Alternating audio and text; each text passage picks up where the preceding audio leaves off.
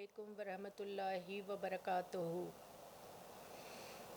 بر حبیب خدا خاتم الانبیاء صلوات، بر علی و اولاد علی صلوات، برائے خوشنودی امام زمانہ بلند تر صلوات۔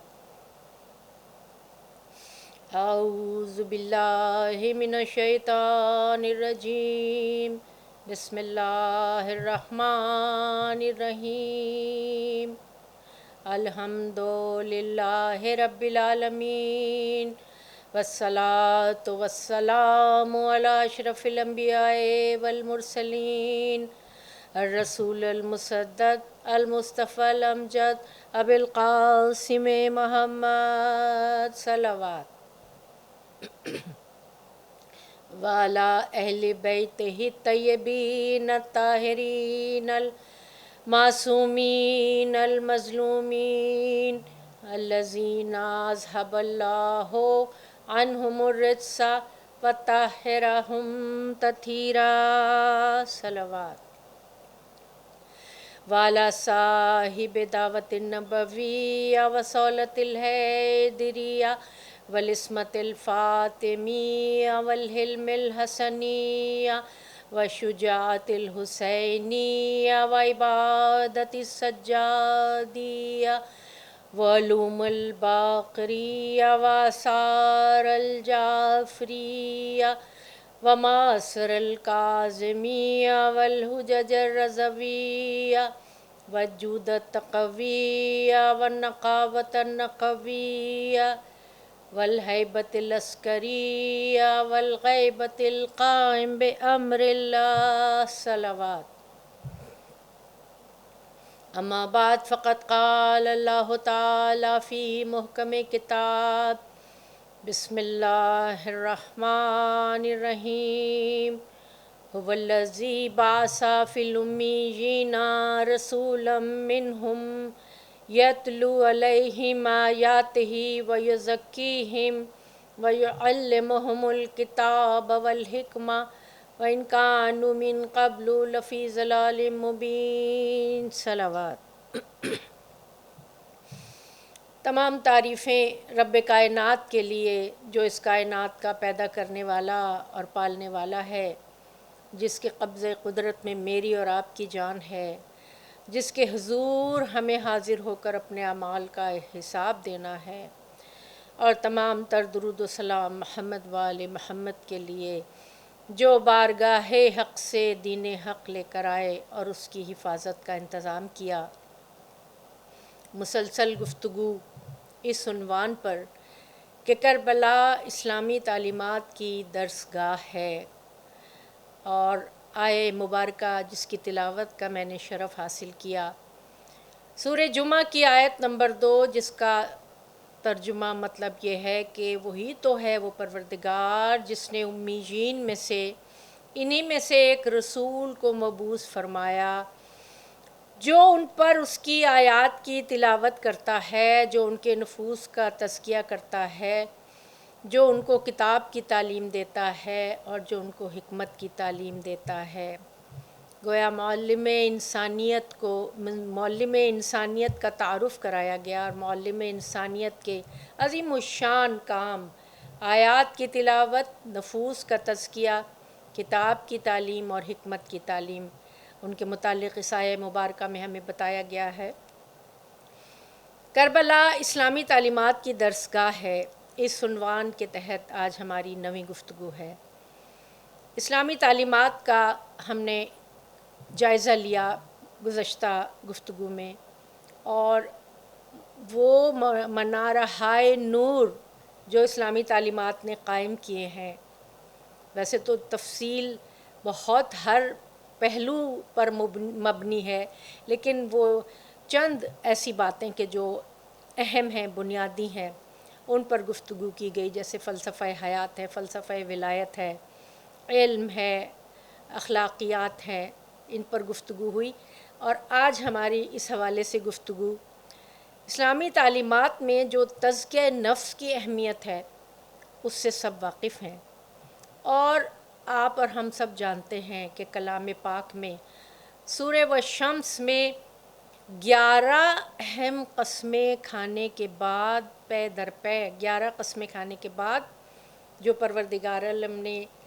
جواب قسم ہے وہ ہے تزکیہ نفس۔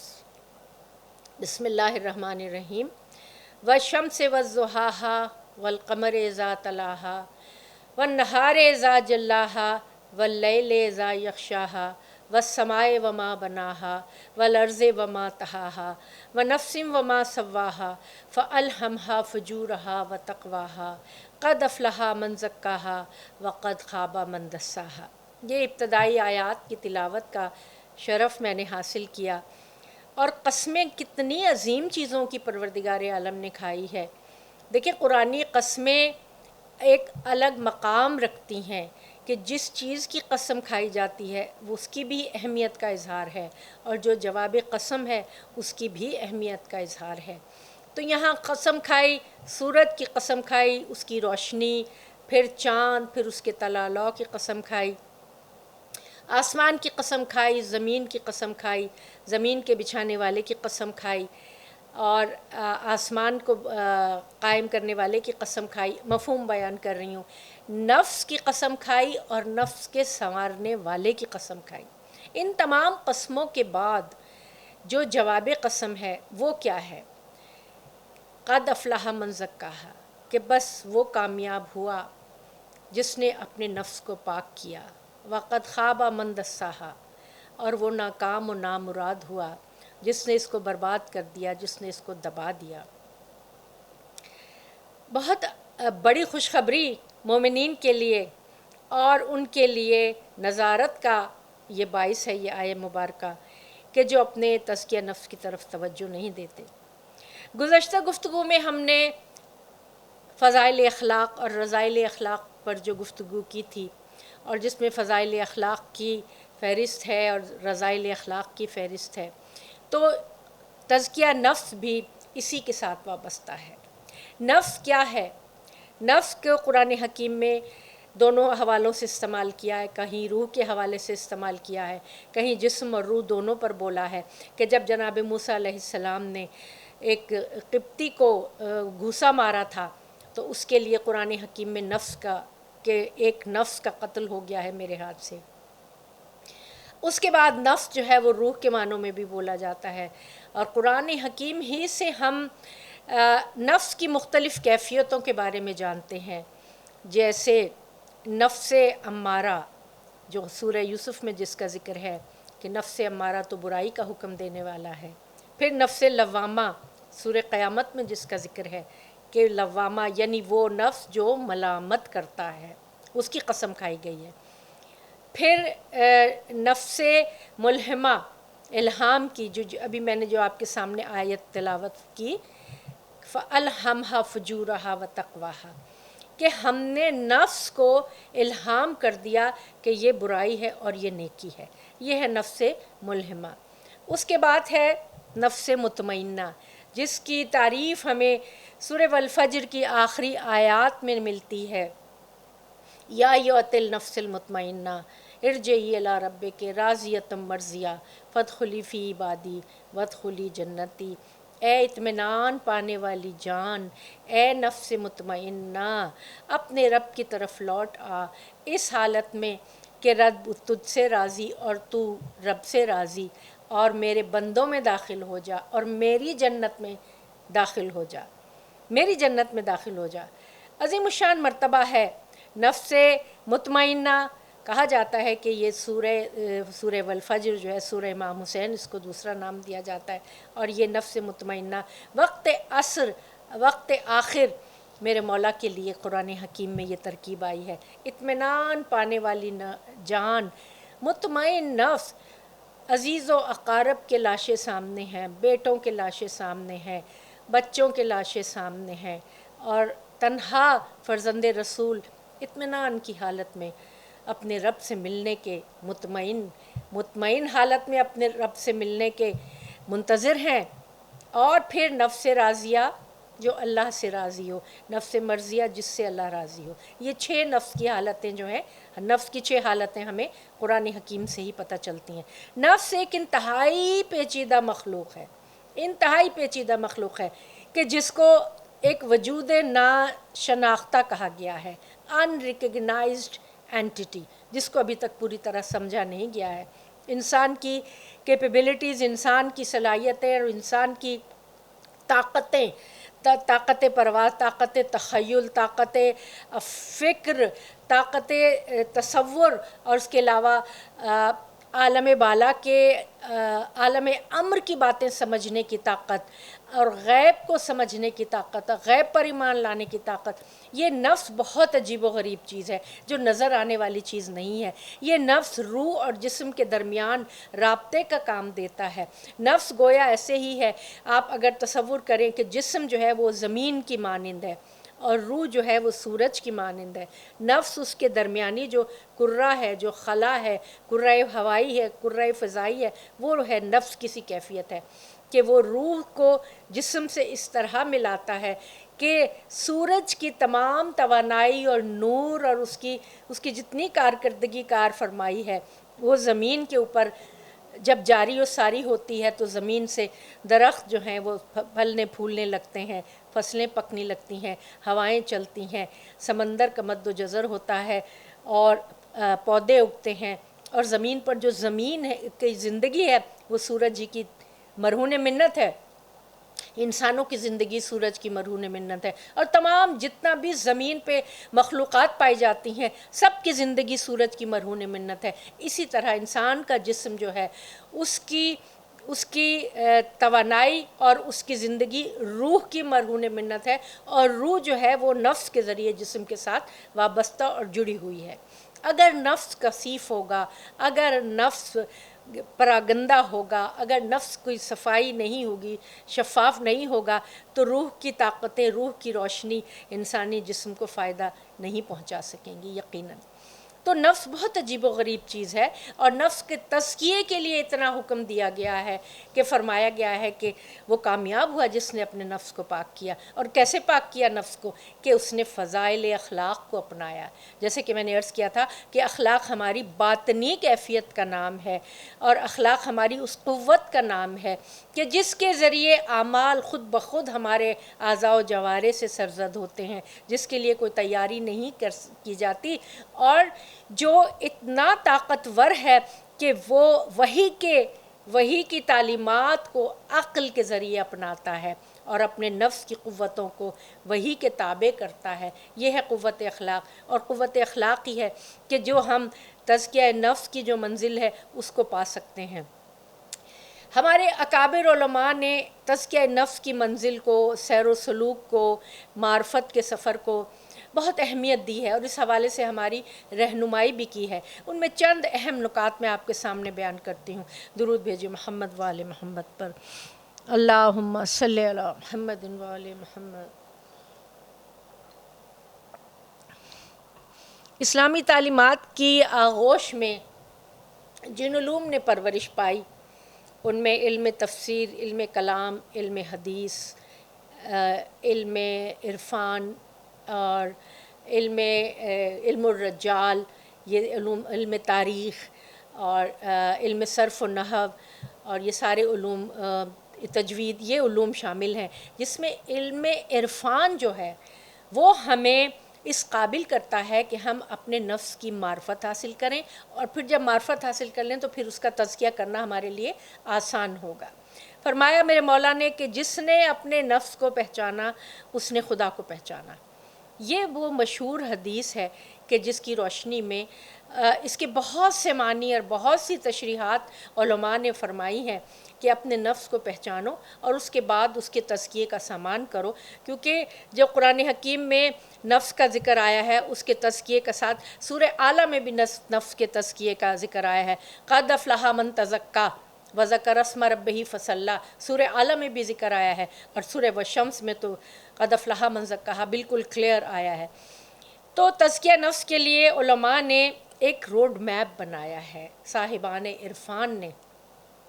ہمارے لیے کچھ نکات ایسے ہمارے سامنے رکھے ہیں جن کو اگر ہم ذہن نشین کر لیں تو ہمارے لیے تزکیہ نفس کی منزل آسان ہو جاتی ہے۔ ایک سب سے پہلی بات میں آپ کے سامنے عرض کرنا چاہتی ہوں کہ اسلام میں رہبانیت نہیں ہے۔ جیسے کہ اگر آپ دوسرے مذاہب کی طرف دیکھیں یا دوسری فلسفوں کی طرف دیکھیں جہاں لوگوں نے اپنے نفس کو تکلیفیں دیں، اذیتیں دیں، جنگلوں میں نکل گئے، جانوروں سے کٹوایا، چاروں ہاتھوں پیروں سے چلنے لگے، گھاس پھوس پتے کھائے، اپنے بھوکے رہے، ازدواجی زندگی سے پرہیز کیا، معاشرے سے کٹ گئے، رہبانیت اختیار کر لی، اور ان کے نزدیک یہ بات تھی کہ جتنا ہم اپنے نفس کو اذیت دیں گے، جتنا ہم اپنے نفس کو تکلیف دیں گے، اتنا ہی میں اللہ کی منزلوں، فنا فی اللہ کی منزلوں پر فائز ہوں گے۔ اسلام کا ایک واضح اصول ہے، اسلامی تعلیمات کا، لا رہبانیہ فی الاسلام، ہمارے ہاں رہبانیت نہیں ہے، لیکن ہمارے ہاں جو فنا فی اللہ کی منزل ہے وہ آخری منزل نہیں ہے۔ اسلامی تعلیمات میں فنا فی اللہ کے بعد بقا باللہ کی منزل ہے۔ بقا باللہ کی منزل کیا ہے کہ جب اپنے آپ سمجھو کہ پروردگار عالم کا عرفان آپ نے پا لیا ہے، معرفت کی منزل پہ آپ پہنچ گئے ہیں، حقیقت کا ادراک کرنے لگے ہیں، تو اس کے بعد معاشرے میں لوٹ کر واپس آؤ اور معاشرے کی خدمت کرو۔ اس کے بعد لوٹ کر آؤ اور جو روشنی تم نے حاصل کی ہے اس روشنی کو پورے معاشرے میں پھیلاؤ اور ان لوگوں کو سکھاؤ اور بتاؤ، تعلیم دو کہ جو یہ سب کچھ نہیں جانتے ہیں۔ تو علماء نے اس حوالے سے کچھ نکات ہمارے سامنے رکھے ہیں جو میں آپ کے سامنے مختصراً عرض کرتی ہوں کہ سب سے پہلے تو یہ ہے کہ استاد کی موجودگی ضروری ہے۔ جیسے آیہ مبارکہ جس کی تلاوت کی میں نے شرف حاصل کیا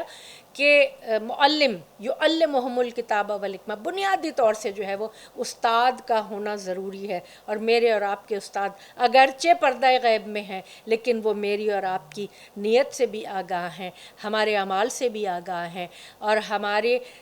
تزکیہ نفس کی منزلوں سے بھی آگاہ ہیں، ہمارے اخلاق سے بھی آگاہ ہیں، ہمارے اعمال شب جمعہ ان کی خدمت میں پیش کیے جاتے ہیں، ہم ان سے بیعت ہیں۔ اصل میں بیعت کا دیکھیے کربلا میں مین جو سوال تھا وہ بیعت کا تھا۔ بیعت کا کیا مطلب ہے؟ اپنے آپ کو بیع و شرع، بیچنا اور خریدنا، بیعت کر دینا، اپنے آپ کو بیچ دینا کسی کے لیے نا، اپنے پورے نفس کو بیچ دینا۔ اور یہاں مصائب کی منزل پر نہیں، لیکن عرض کروں کہ جو یزید بیعت کا طالب تھا نا کہ نفس حسین، اور حسین اپنے آپ کو یزید کے ہاتھوں بیچ دے، اسی لیے میرے مولا نے انکار کیا تھا۔ ابھی آگے چل کے میں آپ کو ذرا اور تفصیل بیان کروں گی۔ بہرحال استاد کی منزل جو ہے اہم ترین، جب آپ اس راستے پر نکلیں، تزکیہ نفس کے راستے پر نکلیں، لقاء اللہ کی منزل کے لیے نکلیں، بقا باللہ کی منزل کے لیے نکلیں، فنا فی اللہ کی منزل کے لیے نکلیں، تو اپنے لیے استاد ضرور مقرر کریں۔ استاد خاص تو ہمارے پردہ غیب میں ہے، اور استاد عام وہ استاد کے جو قرآنی تعلیمات سے واقف ہو، ترجمے سے واقف ہو، تفسیر سے واقف ہو، قرآن کی روح سے واقف ہو، اہل بیت کی سیرت سے واقف ہو، وہ استاد جو ہے وہ میرا اور آپ کا ہمیں ہاتھ پکڑ کے منازل کی طرف لے کر جاتا ہے۔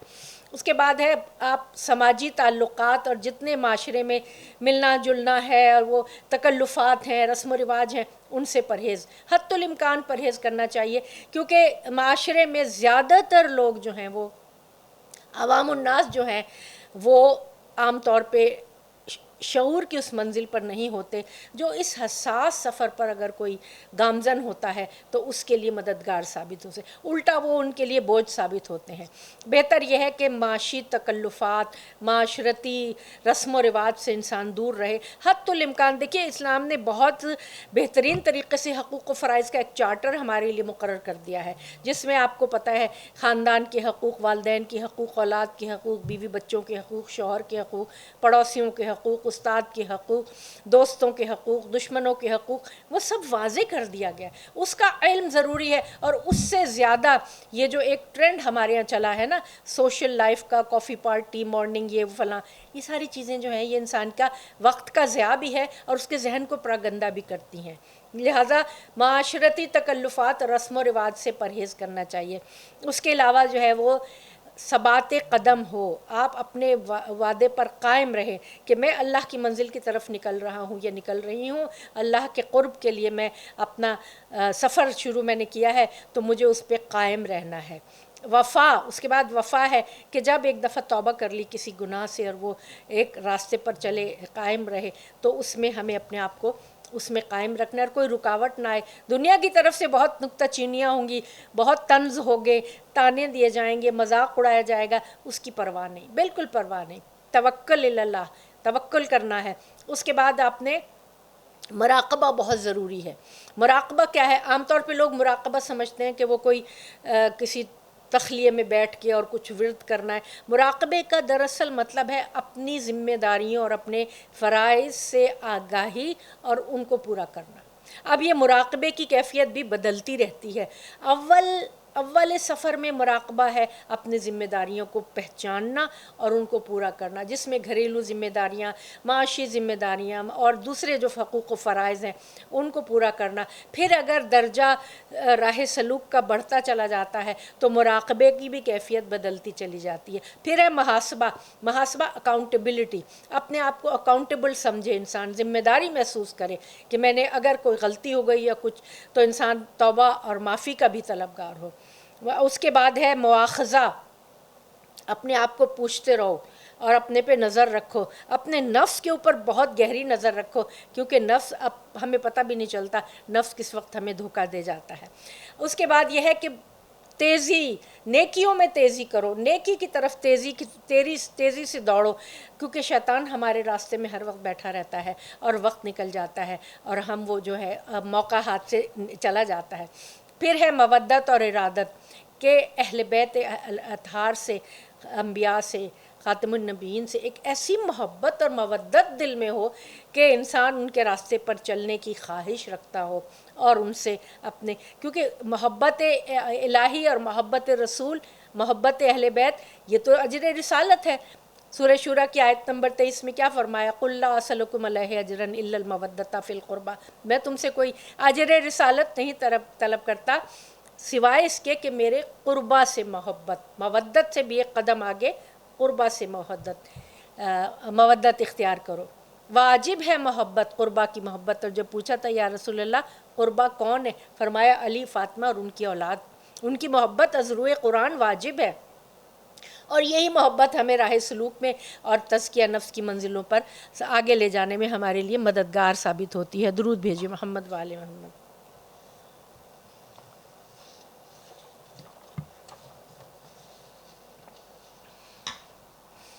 پھر ہے ادب،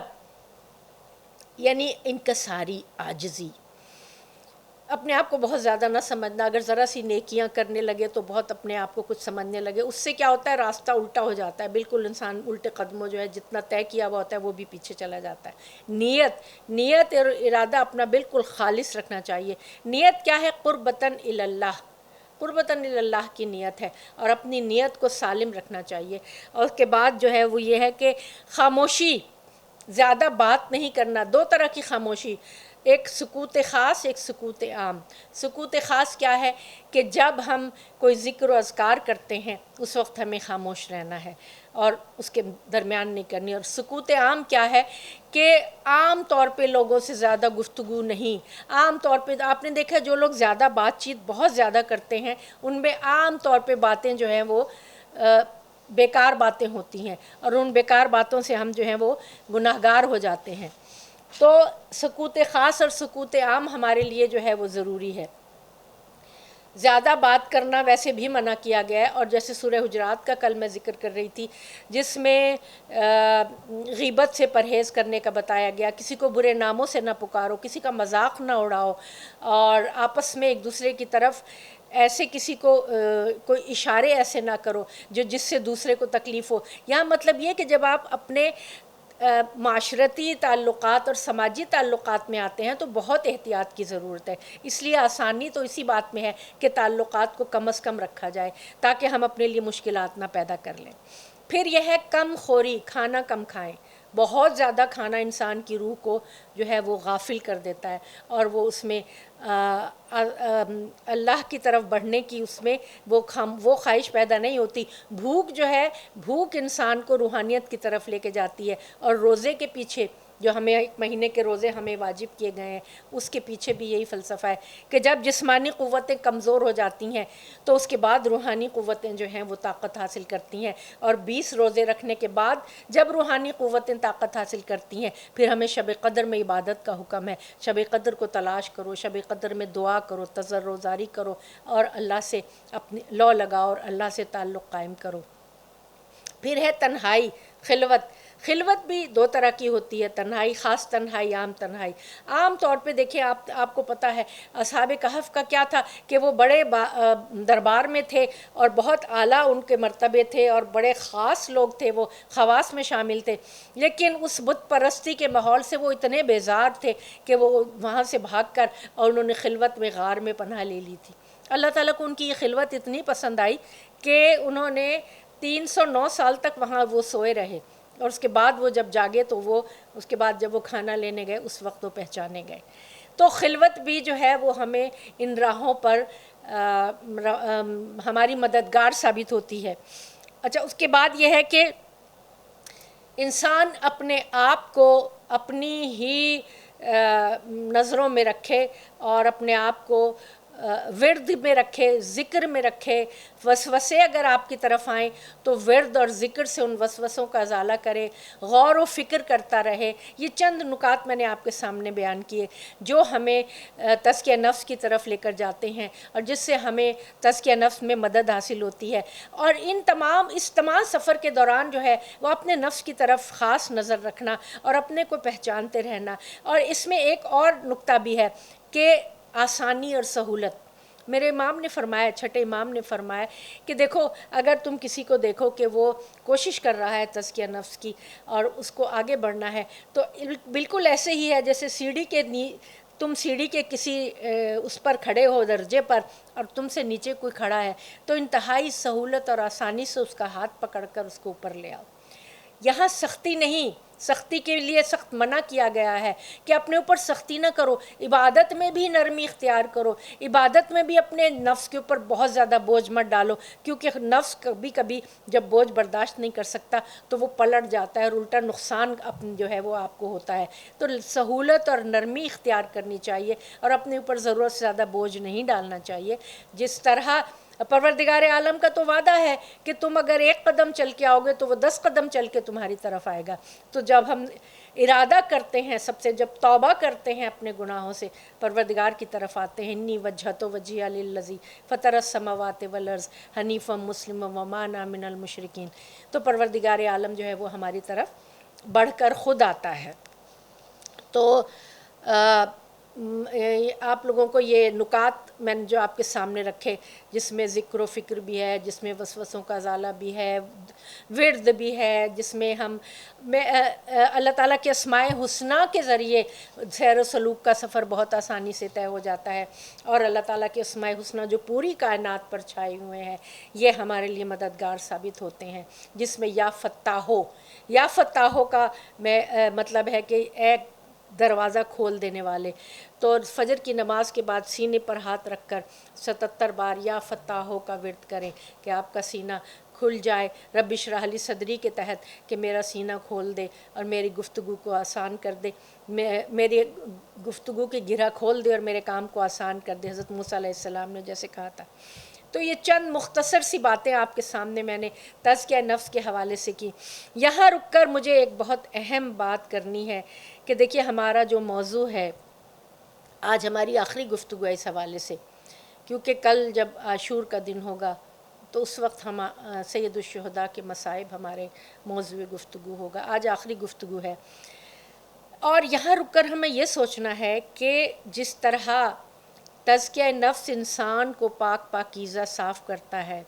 وہی تزکیہ نفس جب اجتماعی طور سے عوام الناس میں ہوتا ہے، معاشرے میں وہ قائم ہو جاتا ہے، لوگ سب اس کے اوپر عمل کرتے ہیں تو ایک پاکیزہ قرآنی معاشرہ جنم لیتا ہے۔ لیکن اگر معاشروں میں انسان تزکیہ نفس سے منہ موڑ لیں، اپنی منمانی کریں، اپنی نفسانی خواہشات کی پیروی کریں، دولت کی پرستش شروع کر دیں، اولاد کی محبت حد سے بڑھ جائے، اس کے بعد انانیت، نفس کی خواہشات کی چکا چوند کی خواہشیں اور دوسروں پر حکومت کرنے کی خواہشیں،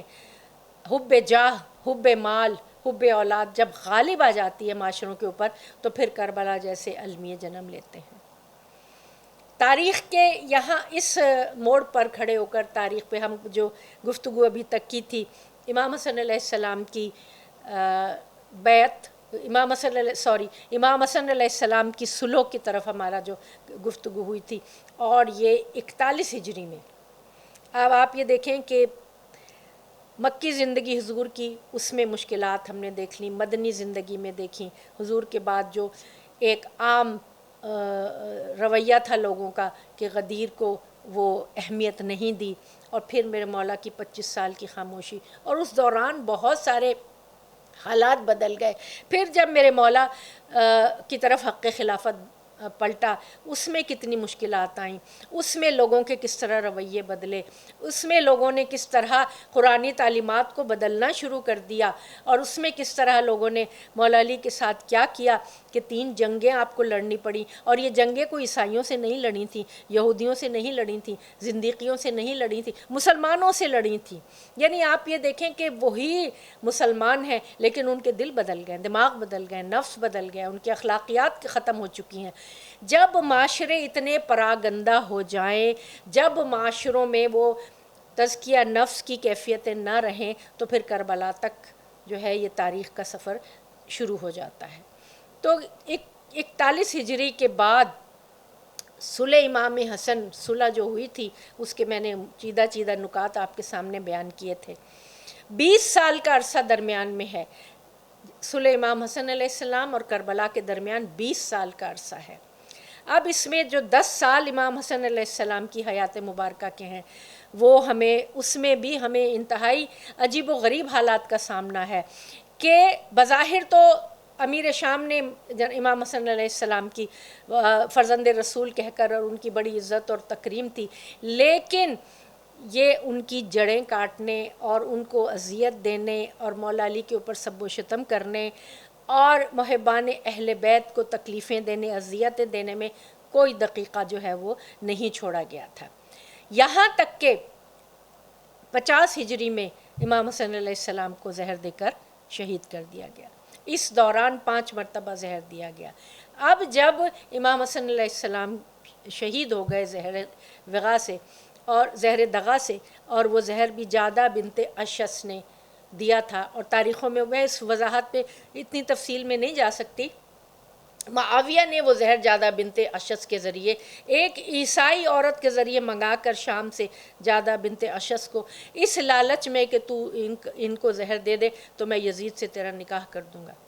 اور اس نے اپنا کام کیا، یہاں تک کہ جب امام کی شہادت ہو گئی اس کے بعد عمرو بن عاص نے معاویہ سے کہا کہ اب تو تیرے سامنے راستہ صاف ہے، خلافت تو خود تیرے طرف چل کے آ گئی ہے، اب تو اور تیرا بیٹا یہی خلافت کو اچھی طرح سے تم اپنے حق میں استعمال کرو۔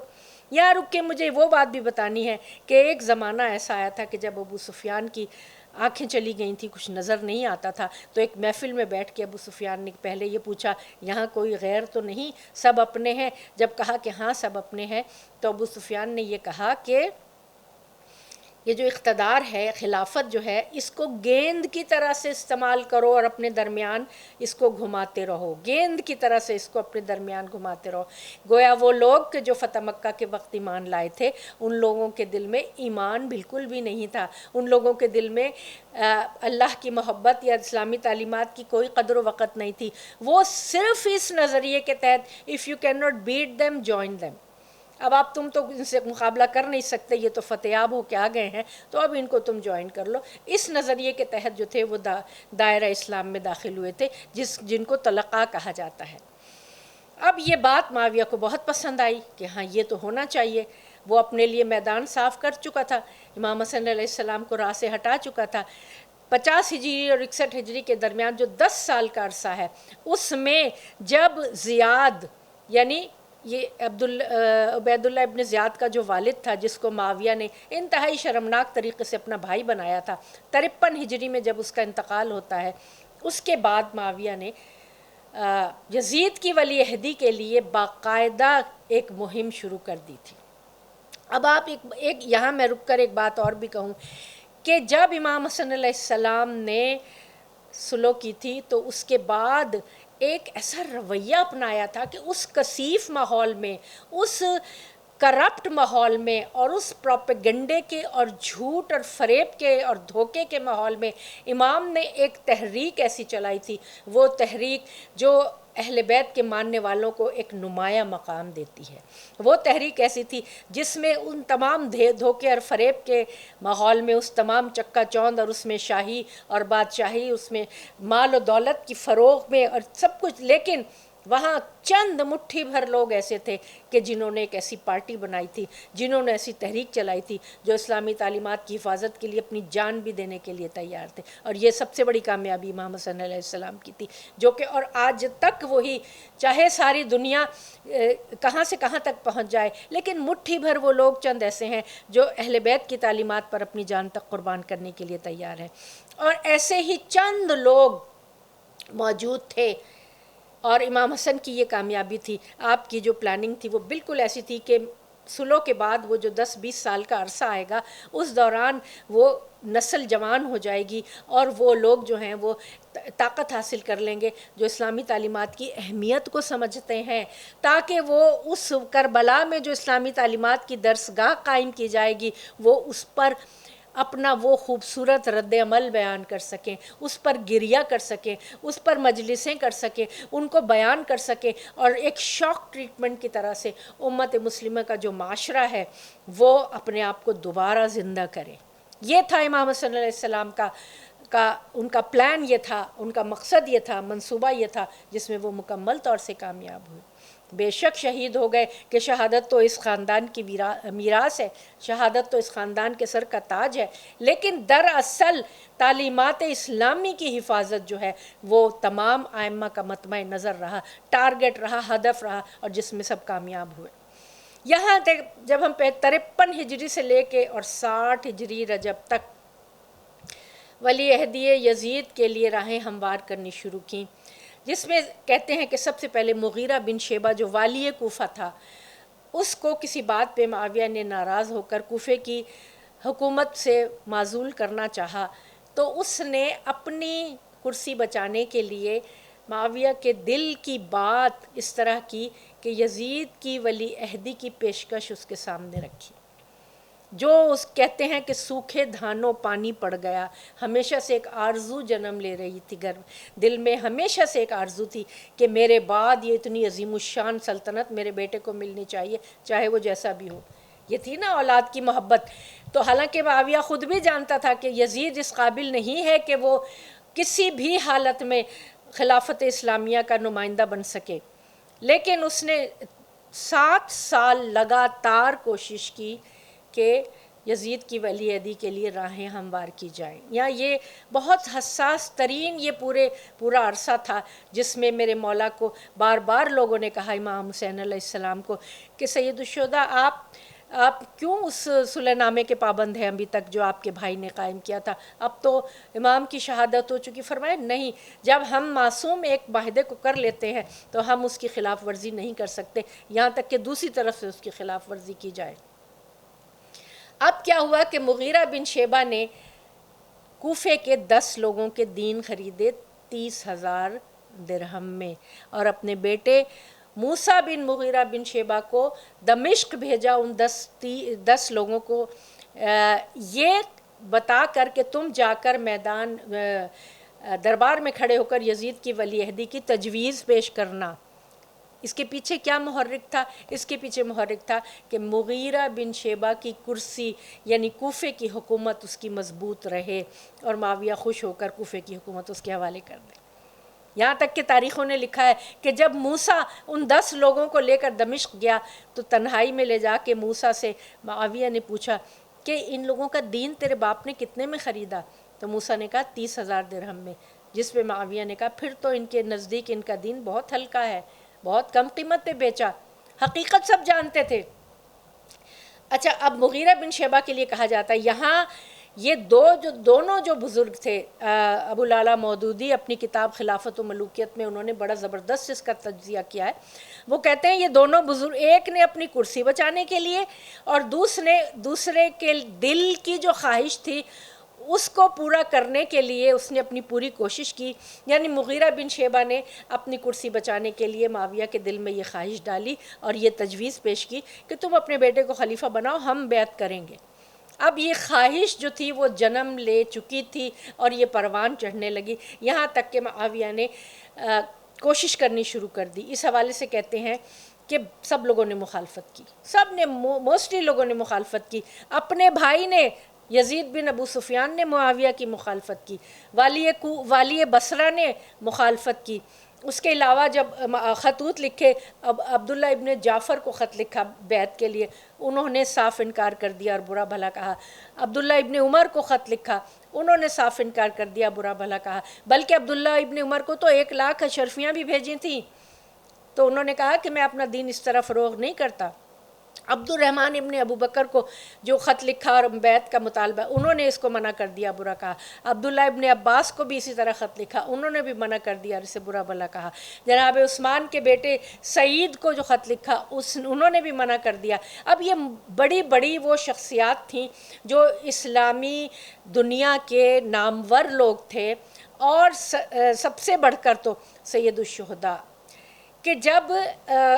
معاویہ نے باقاعدہ مدینے آ کر یزید کی ولی عہدی کی تجویزیں شروع کی اور اس کے لیے راہ ہموار کرنی شروع کی۔ سید الشہداء کا ایک طویل خطبہ ہے، جب معاویہ نے تجویز پیش کی تو آپ نے بہت واضح الفاظ میں اس کو منع کیا اور اس کو سب بتایا کہ تم اپنے بیٹے یزید کی جو خوبیاں بیان کر رہے ہو تو تم انسانوں کو دھوکہ دے رہے ہو۔ سب کو پتہ ہے کہ وہ کیا ہے، وہ کیسا ہے، اور اس کے شب و روز کیسے ہیں، اور اس کے حلال اور حرام کا کیا حال ہے، اور وہ فاسق و فاجر ہے۔ تم اپنی عاقبت خراب مت کرو۔ مولا نے اس کو کہا کہ تم تو کل کو تمہاری آنکھیں بند ہو جائیں گی، تم اس دنیا سے چلے جاؤ گے، تو وہ عذاب بھی تم اپنے ساتھ لے کر جاؤ گے۔ میں تمہیں نصیحت کرتا ہوں کہ تم یہ نہ کرو۔ دیکھیں یہاں جو ہے نا، یہ امام کا کام، یہ کار امامت ہے کہ کار بد سے روکنا بھی جو ہے وہ اپنی ذمہ داری سمجھتے ہیں۔ منع کیا تھا کہ دیکھو تم اس کو ولی عہد مت بناؤ، یہ کسی طرح بھی ٹھیک چیز نہیں ہے، نہ تمہارے لیے، نہ امت مسلمہ کے لیے، نہ تمہاری آخرت کے لیے۔ معاویہ اس بات پہ راضی نہیں ہوا اور وہ پیچ و تاب کھاتا ہوا جو تھا، وہ مدینے میں جب سب نے منع کر دیا تو وہ مکے پہنچا۔ وہاں جا کے اس نے اپنا کیا ٹیکٹکس اختیار کی کہ یہ تمام چاروں جو لوگ تھے، جناب عبداللہ ابن عمر، جناب عبداللہ ابن زبیر، مولا حسین، عبد الرحمن ابن ابو بکر، ان کو چاروں کو مسجد میں کھڑا کیا اور ایک ایک شخص کے ساتھ 2 تلوار بردار سپاہی کھڑے کیے، اور پہلے کہہ دیا کہ اگر انہوں نے کوئی حرکت کی تو ان کی گردن اڑا دینا۔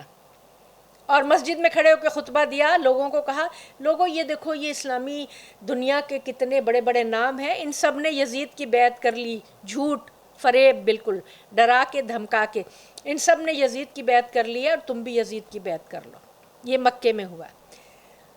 شام کے لوگوں کو جو ہے وہ خریدا، ڈرایا، دھمکایا، رشوتیں دی، بیت المال کے منہ کھول دیے لوگوں کے سامنے کہ کسی طرح یزید کی بیعت۔ اچھا اب یہاں رک کر جو ہے وہ یہ سوچنا ہے کہ یہ بیعت جو تھی یہ بنی امیہ کی حکومت کی بیعت تھی، یہ بیعت ڈر کے مارے تھی، یہ بیعت خوف سے تھی، یہ بیعت رشوت سے تھی، یہ بیعت جو تھی لوگوں کے ضمیر بک گئے اور لوگوں نے اپنے آپ کو بچانے کے لیے جو تھی خاموشی سے بیعت کی تھی۔ یہ بیعت کسی نے دل سے نہیں کی تھی، اور اگر کوئی کہے کہ امت مسلمہ کا اجماع تھا تو یہ انتہائی بے عزتی کی بات ہے۔ اجماع کے حوالے سے بھی کوئی کسی کا اجماع نہیں تھا، سب نے مخالفت کی تھی، اپنوں نے بھی اور غیروں نے بھی مخالفت کی تھی، لیکن کیا کیا جائے کہ اولاد کی محبت اتنی غالب آ گئی کہ سب کو وہ کر کے اور اس نے ولی عہد مقرر کر دیا۔ یہاں تک کہ جب یہ واپس حجاز سے واپس دمشق جا رہا تھا تو راستے میں کسی گاؤں ابو موضع کے مقام پر ایک کنویں میں، پانی کی غرض سے کنویں میں منہ جھانکا تو وہاں کی ہوا لگی اور اس کو لقوہ ہو گیا، معاویہ کو لقوہ ہو گیا اور وہ بیمار پڑ گیا، اور اسی بیماری میں، وہی مرض الموت تھا، اسی بیماری میں وہ اس دنیا سے چلا گیا۔ اور اپنی وہ وصیت، ضحاک بن قیس کا نام لیا جاتا ہے تاریخ میں، اور عقبہ، مسلم بن عقبہ اور ضحاک بن قیس 2 ایسے نام تھے کہ جو بہت زیادہ منہ چڑھے اور بہت زیادہ خوش آمدی تھے، کہ جنہوں نے سب سے پہلے یزید کی بیعت ہاتھ پہ ہاتھ رکھ کے کی جبکہ معاویہ کا آخری وقت تھا۔ تو وہ وصیت نامہ ضحاک بن قیس کے ہاتھ میں دیا گیا کہ کل تم دربار میں جا کے یہ سب کو اس کی نقلیں دے دینا، اور وصیت نامے میں یہ تھا کہ میں معاویہ ابن ابو سفیان یزید کو جو ہے خلیفہ مقرر کرتا ہوں، اور عدل و انصاف کی نصیحت کرتا ہوں، اور قدر کرنا اہل علم کی، اور سب کے لیے خیال کرنا، یعنی اچھی اچھی باتیں سب اس میں کی ہیں، لیکن خلیفہ مقرر کر دیا میں نے۔ وہ ضحاک نے وہ سر بمہر نامہ لیا اور اسی شام معاویہ کا اس دنیا سے جو ہے انتقال ہو گیا، اور یوں یزید جو ہے وہ خلافت تخت پر بیٹھ گیا۔ اور وہی جہاں سے ہماری گفتگو شروع ہوئی تھی کہ پھر یزید نے وہ خط ولید کے نام جو مدینہ کا گورنر تھا جو بھیجا تھا،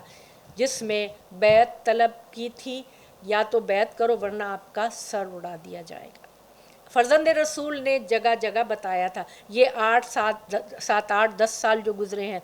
فرزند رسول ہر موقع پر اپنے موقف کا اظہار کرتے رہے تھے۔ مجھ جیسا اس جیسے کی بیعت نہیں کر سکتا۔ ہم مادن رسالت ہیں، ہمارے گھر میں وہی اتری ہے، میں نے پاکیزہ لوگوں کی آغوش میں پرورش پائی ہے، میں ہرگز اس کی بیعت نہیں کروں۔ کھل کے بتا چکے تھے، سب صاف کر چکے۔ یہاں تک کہ جب یہ معاویہ کا یہ وصیت میں تھی کہ عبداللہ ابن زبیر، عبد الرحمن ابن ابو بکر، عبداللہ ابن عمر اور علی اور حسین ابن علی، یہ 4 لوگ ایسے ہیں کہ جن سے تم بہت خبردار رہنا، اگر یہ تمہاری بیعت نہ کریں تو ان کی گردن اڑا دینا۔ تو یہاں سے یہ کربلا کی داستان شروع بھی ہوتی ہے اور ختم بھی ہوتی ہے۔ شروع کہاں سے ہوتی ہے کہ جب تحریفیں شروع ہوئیں، جب رسول رحمت کی آنکھ بند ہوئی، تحریفات شروع ہو گئیں، یہاں تک کہ 50 سال کے عرصے میں ہم نے چیدہ ان کا جائزہ لیا، لیکن دل کو خون کر دینے والے واقعات جو ہیں وہ ہمارے سامنے۔ اور سید الشہداء نے کیا انتظام کیا تھا کہ بالکل مختصر تفصیل بھی جو ہے وہ تاریخ کے سینے میں دفن ایسی ہو جائے کہ اس کو پھر کوئی وہاں سے نہ ہٹا سکے۔ یہاں تک کہ تمام انصار کام آ گئے، جوانان بنی ہاشم کام آ گئے۔ امام نے آخری استغاثہ بلند کیا، حل من ناصر ینصرنا، حل من یغیث مغیثنا، حل من مغیث یغیثنا، کہ خیام حسینی سے گریہ زاری کی آوازیں بلند ہونی شروع ہوئیں۔ امام نے مڑ کر دیکھا، آپ تشریف لے گئے، کیا وجہ ہے جو تم نے گریہ شروع کر دیا؟ میں تو ابھی زندہ ہوں۔ کہا کہ بی بی زینب نے فرمایا، بھیا آپ کی آواز استغاثہ سن کر علی اصغر نے اپنے آپ کو جھولے سے گرا دیا ہے۔ امام نے کہا، بہن لاؤ اس کو میری گود میں دے دیں۔ امام نے اس وقت ماں سے نہیں مانگا تھا بچے کو، بہن سے مانگا تھا۔ یہ بتانا چاہتے تھے کہ میرے بعد میری بہن قافلہ سالار ہے، اے بہن لاؤ اس بچے کو مجھے دے دو، شاید میں اس کو تھوڑا سا پانی پلا لاؤں۔ علی اصغر کو ماں باپ کی آغوش میں دیا گیا۔ ماں نے ایک سفید سی چادر، اجلی چادر ڈال دی۔ سید الشہداء بچے کو لے کر میدان میں آئے ہیں، ہاتھ پر علی اصغر ہے۔ اشقیہ سمجھے کہ امام قرآن لے آئے ہیں، وہ اشقیہ سمجھے کہ قرآن کا واسطہ دے کر امان طلب کرنا چاہتے ہیں۔ خیمے سے بچے کو لے کر چلے ہیں، میدان میں پہنچ کر چہرے پر سے پردہ ہٹایا، دیکھا کہ معصوم بچہ امام کی آغوش میں ہے۔ امام نے فرمایا، اے فوج اشقیہ، تمہاری نظر میں اگر میں قصوروار ہوں تو اس معصوم بچے نے کیا قصور کیا ہے؟ 3 دن سے اس نے پانی نہیں پیا، اس کی ماں کا دودھ خشک ہو گیا ہے، یہ بچہ جاں بلب ہے۔ اگر تمہیں یہ خیال ہے کہ اس کے بہانے سے میں پانی پی لوں گا تو لو میں اس کو فرش پہ لٹا دیتا ہوں۔ اس جلتے ہوئے صحرا میں امام نے علی اصغر کو لٹا دیا۔ بچہ گرمی سے بے چین بے قرار ہو کے تڑپنے لگا، امام نے آغوش میں لیا،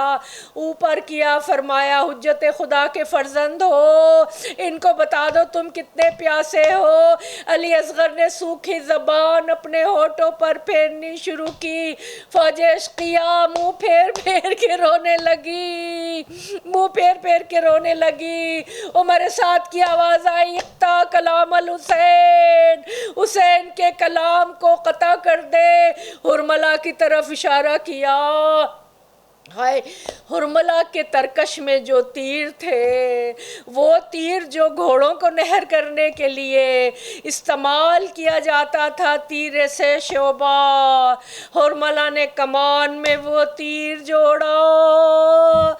وہ تیر کلام حسین کو قطع کرنے کے لیے تھا، وہ تیر دراصل حسین کے لیے تھا۔ علی اصغر نے ہمک کے وہ تیر اپنے گلے پر لے لیا، بچے کا ایک کان دوسرے کان سے اس تیر کی وجہ سے ذبح ہو گیا، خون بہنے لگا، سید الشہداء کا بازو بھی زخمی ہوا۔ ارے جب رن میں حسین اصغر بے شیر کو لائے، جب رن میں حسین اصغر بے شیر کو لائے، لخت جگر بانو دلگیر کو لائے، جلادوں میں اس صاحب توقیر کو لائے، گل پڑ گیا دیکھو شہ والا کے پسر کو، خورشید نے ہاتھوں پہ اٹھایا ہے قمر کو۔ مولا نے فرمایا ہے ان پھول سے رخساروں کے کملانے کو دیکھو، گہوارے سے میدان میں چلے آنے کو دیکھو، غش کھانے کو اور سانس الٹ جانے کو دیکھو، ناحق ہے عداوت تمہیں نازوں کے پلے سے، پھر دو گے جو پانی تو نہ اترے گا گلے سے۔ بڑھ کر بن کاہل نے کہا اے شہ والا، اکبر کو تو دیکھا اسے میں نے نہیں دیکھا، دکھلاؤ تو اصغر کا مجھے چاند سا چہرہ، حاصل ہوئی اکبر سے پیغمبر کی زیارت، باقی ہے مگر حیدر صفدر کی زیارت۔ جب شبیر نے اس چاند کو ہاتھوں پہ اٹھایا، چلے سے کمادار نے وہاں تیر ملایا، خم ہو کے اسے مثل کماشے نے بچایا، مانند اجل ناو کے تیرے ستم آیا، شبیر بچاتے رہے نازوں کے پلے کو، بازو پہ لگا توڑ کے ننھے سے گلے کو۔ ہائے میرے مولا نے دیکھا علی اصغر نے کھچکی لی، اتنا بچہ اتنا چھوٹا تھا، اسے یہ نہیں پتا تھا کہ تیر کھا کے رونا چاہیے یا مسکرانا چاہیے۔ جب تیر کو معصوم کی گردن سے نکالا، دنیا سے سفر کر گیا وہ ہنسلیوں والا، چلا کے عجب درد سے روئے شہ والا، نزدیک تھا ہو جائے کلیجہ تہو بالا، نزدیک تھا ہو جائے کلیجہ تہو بالا۔ میرے مولا نے علی اصغر کی لاش ہاتھ میں لی، خیمے کی طرف چلے ہیں، 7 دفعہ آگے بڑھے ہیں، 7 دفعہ پیچھے، رضن بقضائے ہی و تسلیماً لامرے، انا للہ و انا الیہ راجعون، رضن بقضائے ہی و تسلیماً لامرے، یہاں تک کہ خیمے کے در پر رباب کھڑی تھی۔ ہائے اس ماں کا کلیجہ، شہید بچے کو دیکھا، کہا علی اصغر کیا تجھ جیسے بچے بھی نہر کیے جاتے ہیں، کیا تجھ جیسے بچے بھی قتل کیے جاتے ہیں؟ امام نے ایک واحد شہید ہے کربلا کا، جس کا امام نے جس کی قبر بنائی اور اس کو دفن کیا، دونوں ماں اور باپ اپنے بچے کو لے کر خیمے کی پشت پر آئے، امام نے ننھی سی قبر اپنی تلوار سے کھودی، علی اصغر کے چاند سے جسم کو اس قبر کے اندر چھپایا، الا لعنت اللہ علی القوم الظالمین وسیعلمون الذین ظلموا ای منقلب ینقلبون۔ پروردگار ہماری اس قلیل سی عبادت کو اپنی بارگاہ میں قبول فرما، پروردگار پنجتن پاک کے صدقے میں، شہیدان کربلا، اسیران کربلا کے صدقے میں ہمیں تزکیہ نفس کرنے میں ہماری مدد فرما، ہمیں اپنی آخری حجت کو اس کو اذن ظہور عطا فرما، اور ہمیں ان کے اعوان و انصار میں شامل فرما، بر محمد وآل محمد صلوات۔